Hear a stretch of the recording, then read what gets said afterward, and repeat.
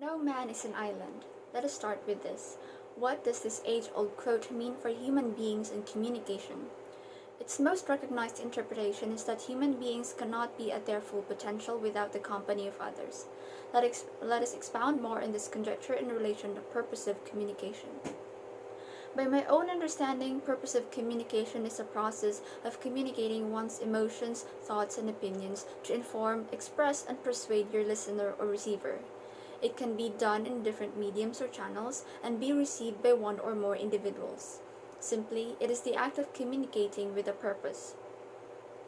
In modern times, nearly all of the global population knows how to read and write, but how often do we make our thoughts purposeful?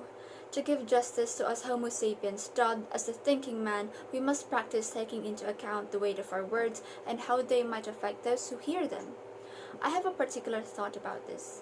Political leaders around the world have a clear grasp that what they say on the world podium will have an impact on their constituents, and yet not many are accountable for the actions that bring a domino effect that eventually befalls the poor. Take, for example, the abstention of the United States in the call for the ceasefire in the war between Israel and Palestine. If a good-hearted alien with no idea about the politics behind the war is to see the conflict, they would see who the disadvantaged are, the thousands of lives lost, the children under the rubble, and how those lives outweigh the ideals behind the war.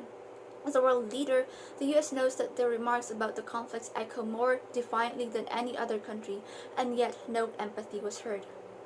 On a smaller scale, the true meaning of purposive communication must also be acknowledged. In fact, it is where it must start. In our day-to-day lives, we listen to what the other people around us have to say. We hear them talk about their lives, hardships, and milestones and opinions, but are we really listening to them? Or are we just waiting for them to finish so we can give out another idea of ours? That is passive listening. What we need is active listening.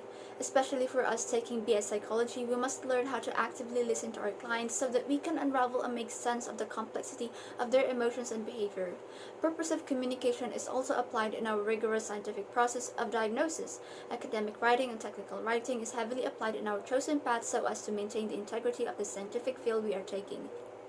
We also need to ask purposeful questions, actively listen, and interpret verbal and nonverbal cues to make accurate diagnoses, and also to understand and support and guide individuals in their journey toward psychological well-being.